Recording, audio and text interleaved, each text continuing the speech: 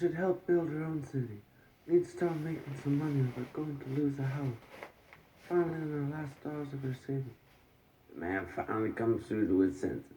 Here, I'll follow that. Yeah, we need to figure out our money. How about we all become Walmart greeters and build robots that look like us with our voices being played through a speaker to do the work for us? Good idea. Let me call my buddy. He can make some plasticine carpet slides.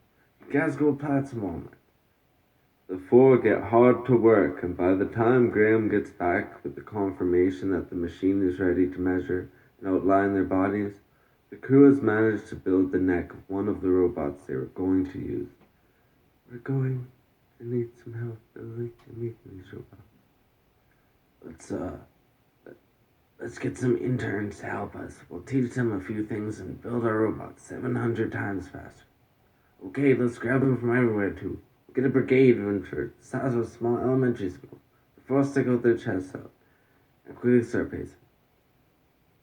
They start twiddling their fingers. The four stick their chests out and quickly start pacing. They start twiddling their fingers against their phones, contacting every college within a 10,000-kilometer radius of them.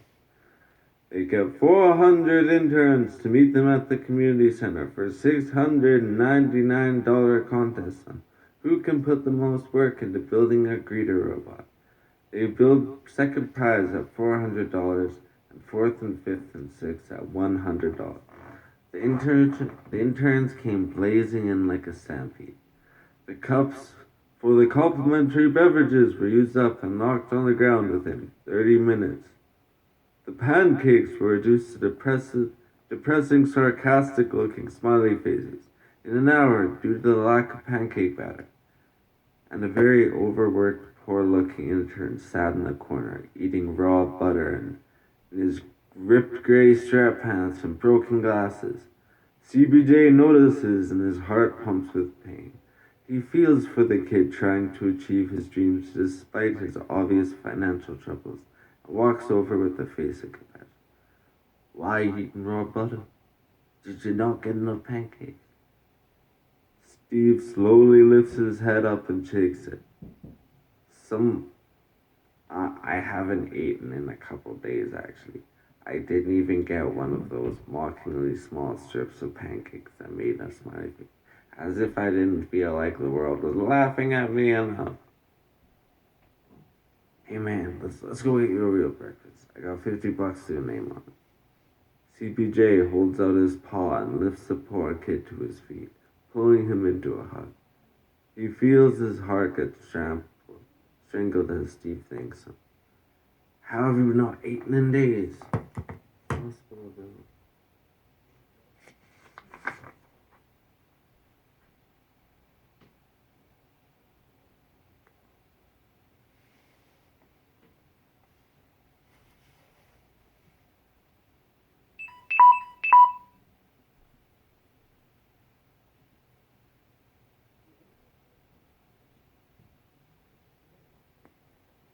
They come back from the breakfast and Steve stands in line. CBJ goes out for break for half an hour, then he comes back to check where Steve is at. Aren't you in line? Not yet. I know I should really get on that soon, but I'm waiting for the perfect timing because if I leave in 10 seconds, by the time I get to the front of the line, the robot will be half built. And the robots will most likely be at the stage of the process where you have to put in all the tiny nuts and bolts, which is very hard, but since I have really small and nimble fingers, it's really easy for them.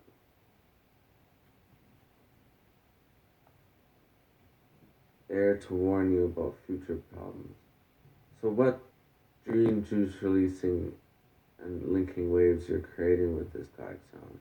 No, all this stress is probably leading to very intricate, scary dreams. CBJ paused and froze, realizing this may be true. This machine could just be a very elaborate virtual reality game he can have fun with, one that feeds his overly self-righteous ways and could risk this kid getting involved with the CIA in any reality. They might think he stole the machine from the CIA too, There's no manually turning off his phone from a button, and it wasn't worth the risk if he didn't know for sure things would go smoothly for the person. He silently vowed he would make this person's dreams come true if the plan worked out. You're right. Hard work made me crazy lately. Yeah, I'll have that done for you in 2 weeks, possibly a month, okay? One more thing before I leave. Yeah, if you know anyone offering a job, can you refer them to me? Yeah, for sure. Hey, thanks again. Text me when you can this week. I'll make sure your hard work doesn't go unnoticed. Yeah, I'll let you know I'm working hard. Okay, sounds good. They parted ways, and after watching Steve pedal away faster than he's seen anyone pedal, he looks at his crew, high-fiving enthusiastically around the four robots. Alright, let's go make some skin for the robots. Get any calls back from the Walmart groups yet?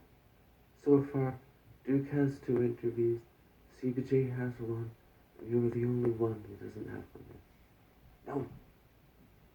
I got one, CBJ. Has one.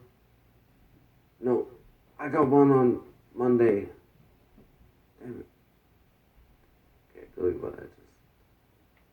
No, I got one on Monday. Good, we should have our robots done a day in advance. They drive. They drive to meet Graham's friend Marcus and pull up to a dark greenhouse with a brick pillar holding up the soup's roof. Marcus, buddy, open up. A short, long, skater-haired man answered the door, lifting up his hands in joy. Graham, dude, man, how you doing, man? Doing great. Just finished the robots. We're going to charge Walmart. Use them here. What? That fast, man? Great to hear my fellow beings being the best he can be, though. Come inside. We'll get the plastic tubes ready to make cups of you. Sounds good. They get the plasticine dried and put over the robots. The resemblance is exact for each of them. Alright, should we take off here, Pete?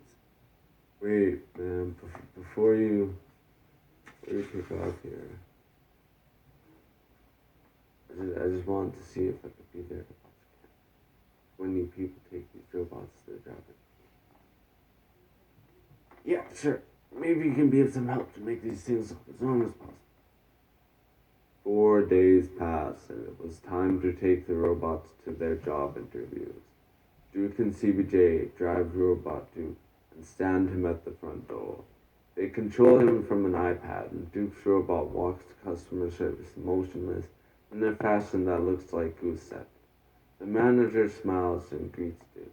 Does the same, only smiling really slowly and nodding as if he had something evil planned for her later on. As they drive away, they lose signal of the camera, and the manager tries to walk Robot Duke to the interviewing room. The manager turns around to see Robot Duke hunched over, as if he was sad for half a second. Duke and CJ panicked on what to do. All they could think of was lifting Robot Duke's paw out, as if he was a girl waiting for a man to kiss her hand.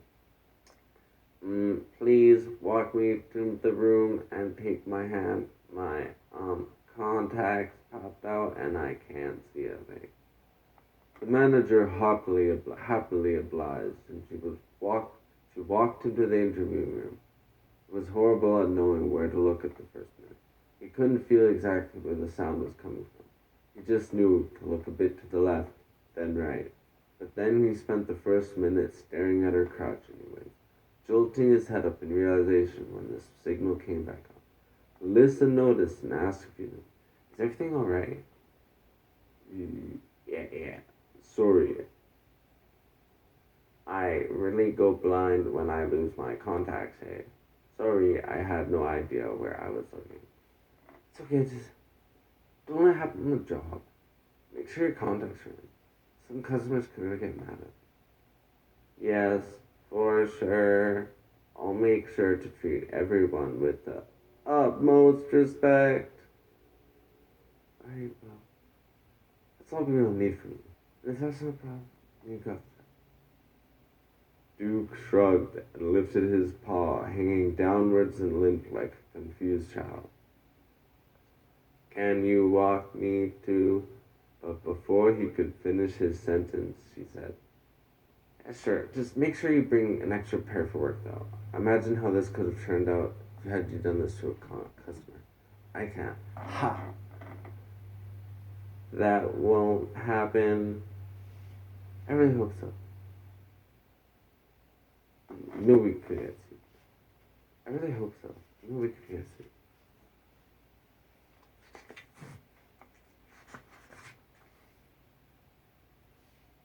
"Yeah, I know. I'll watch out." "Alright, when do I come into work?" "Lindsay, at 1 p.m. sound okay?" "Sounds good." The other robots got taken to their interviews, and in the following days, all got hired on the spot. A couple months passed, and the four finally had enough money to pay their mortgages for many months to come. And it was time to go back into the universe that was the opposite side of the same coin. CBJ contacted Steve, got the blueprint to the machine, and told him that. "An amazing person. I'm going to see that your life gets every bit of magic it deserves. If there's any ways I can make sure you live the hell up to your death, I will help you. These blueprints are amazing." "Thanks, well, any money and as much of it as possible would make it all worthwhile. Literally had no time to do anything else lately." "No, but here's an extra $9,000. I'll be good for money now. I got a robot doing more work for me at Walmart now, and I still have a decent amount of money saved up." "Wow, thanks so much. $18,000. I'll be able to put myself through the rest of my university now and pay my rent for years. Just keep working hard and stay in touch. I'm going to give you as much money as I can if you help me with some projects that come up here and there." "I definitely will." "Okay, good to hear. Good job. Thanks again, and see you soon." They hugged and parted ways. CBJ instantly started memorizing all the blueprints of the Glaxion finder, and the machine that converts Trinium to Glaxion. Duke swings his chair around to a hunched over CBJ with his face nearly touching his paper on the table. "How are we even supposed to get this materials to build this thing? You live in a society that does everything right. Don't you think they've stopped using money since they live in such a picture-perfect world?" CBJ becomes motionless and stops what he's doing immediately upon hearing this. He's filled with fear and realizes that this might be the case. You probably need to be like super smart there with a PhD or something to get a hold of the materials we need. If metal grows like weeds, there are other natural resources probably do too. "Yes, but we don't know for sure. We might need special permission, or we'll end up in some dream prison that even holds people with superpowers." Duke's right. I mean, they live in such a peaceful society. Probably go to drastic measures to keep that way. No one is probably allowed to build technology like this. Think about how much stuff could blow up with this machine if all the right ingredients were together. I know. We're probably going to be alright though. I'm cool with the police chief, and he'll be able to put some strings on. Pull some strings.